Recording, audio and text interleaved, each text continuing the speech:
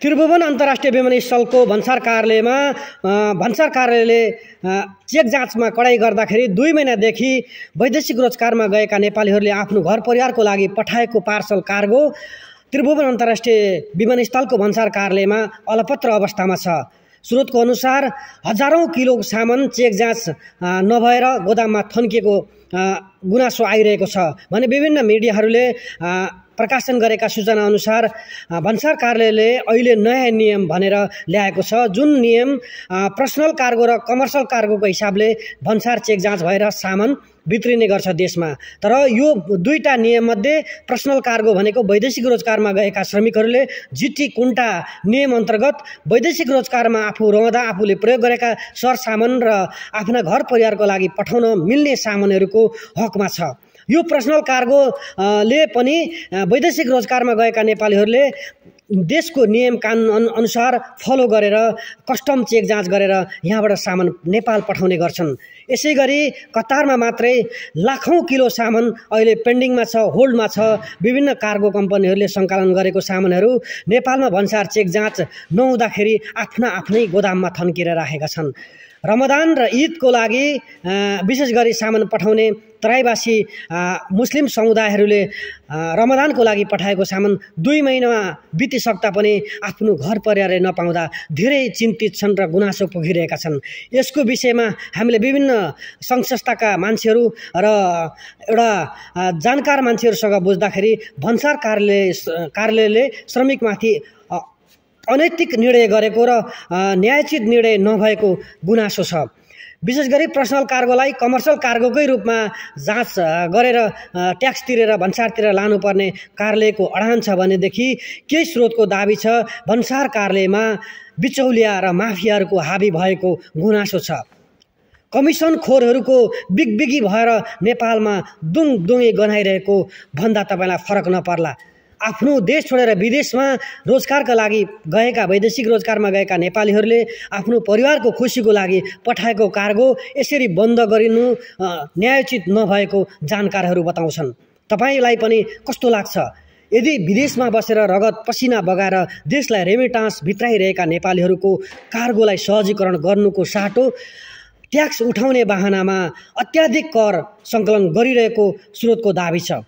भन्सार कार्यालयले अहिले सरदर सबै सामानहरूमा ट्याक्स लाग्ने सूचना जारी गरेको छ। पर्सनल कार्गो भनेको जुन न्यूनतम कतारबाट होस्, साउदी, दुबई, मलेसिया, बहराइन, जुनसुकै देशबाट पनि वैदेशिक रोजगारमा गएका नेपालीहरूले आफ्नो घर परिवारको लागि सामान पठाउन पाउने अन्तर्राष्ट्रिय कानुन नियम छ र नेपालको संविधान ऐनमा पनि जिटी कुण्टा कानुन नियम भनेर उल्लेख गरिएको छ, जुन जिटी कुण्टा कानुनमा चाहिँ पर्सनल कार्गो पर्छ। र वैदेशिक रोजगारमा गएका नेपालीहरूले आफ्नो परिवारको लागि पठाएका खजुर, काजु, चकलेट, ब्ल्याङ्केट, लत्ता, कपडा यिनै बढी मात्रामा हुन्छन्। तर यिनै कार्गोलाई पनि सरदर सबैलाई चाहिँ भन्सार लाग्नुपर्छ भन्ने खालको कार्यालयको अडान वैदेशिक रोजगारमा गएका नेपालीहरूमाथिको अन्यायपूर्ण निर्णय हो भन्दा फरक नपर्ला। यो भिडियो तपाईँले आम दर्शक श्रोतामाझ पुर्याउनुहोस् कि अन्धो सरकार, बहिरो सरकारको चेत खुलोस्। आज वैदेशिक रोजगारमा गएका लाखौं नेपालीहरूको सपनामाथि कुठाराघात हुने यस्ता खाले निर्णय भन्सार कार्यालयले ल्याउनु भनेको श्रमिकमाथिको शोषण। त्यही पनि हरेक देशमा कार्गो पठाउने एउटा नियम छ, कानुन छ, सुविधा छ र विभिन्न देशमा जनताको सुरक्षाको लागि विभिन्न खाले मापदण्ड अपनाइएको छ, सेवाको लागि अपनाइएको छ। तर पनि हाम्रो देश नेपालमा भने कसरी हुन्छ श्रमिकसँग अझै कर उठाउने र कर तिरिरहेका छन्। पर्सनल कार्गो आजभन्दा अगाडि पठाउँदाखेरि पनि यहाँबाट कतारबाट नेपाल पठाए पनि, साउदीबाट नेपाल पठाए पनि, जुनसुकै देशबाट पठाए पनि पर्सनल कार्गोमा पर किलो 100 रुपियाँ राज्यले ट्याक्स पाइरहेको छ।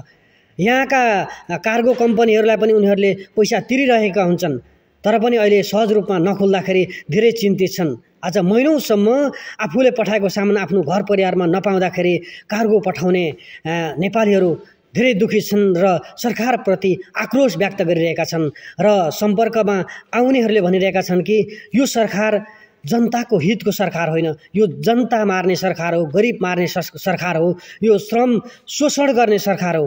हामीले रगत पसिना बगाएर रेमिटान्स पठाएका छौँ देश चलाउनको लागि, तर पनि आज हामी वैदेशिक रोजगारमा आएका हामीलाई कुनै सुविधा फेसिलिटी दिनुको सट्टा विभिन्न बहानामा कर उठाउनु यो एकदमै सरासर गलत हो भनिरहेका छन्। यो भिडियो अन्तिमसम्म हेरेर तपाईँलाई मन परे लाइक सेयर गर्नुहोला र दुनियाँ माझ पुर्याउनुहोस्। जहाँ विश्वभरि छरिएर रहेका नेपालीहरू हुनुहुन्छ, कार्गो पठाउँदै गर्नुभएको छ, उहाँहरूको माझ पुगोस् यो भिडियो हो। दर्शकबिन, यसरी वैदेशिक रोजगारमा गएका नेपालीमाथि अहिले भन्सार कार्यालयले गरेको ज्यादतीका विरुद्ध तपाईँहरूको पनि खबरदारी, हाम्रो खबरदारी। हामी ट्याक्स तिर्छौँ, कर तिर्छौँ, तर न्यायोचित हुनुपर्छ, मापदण्डमा हुनुपर्छ। यदि व्यावसायिक कार्गो पठाएको छैन भने व्यावसायिक कार्गो बिनाका पर्सनल कार्गोलाई यसरी ट्याक्स लिनु हुँदैन, किनभने उनीहरूले घर परिवारको लागि पठाएको त पर्सनल कार्गो एउटा कम्बल, एउटा ब्ल्याङ्केट, चक्लेटहरूमा पनि अहिले एउटा आइटमको हिसाबले, सामानको हिसाबले भन्सार तिर्नुपर्छ भनेर भन्सार कार्यालयका हाकिम र कर्मचारीहरूको अडान छ।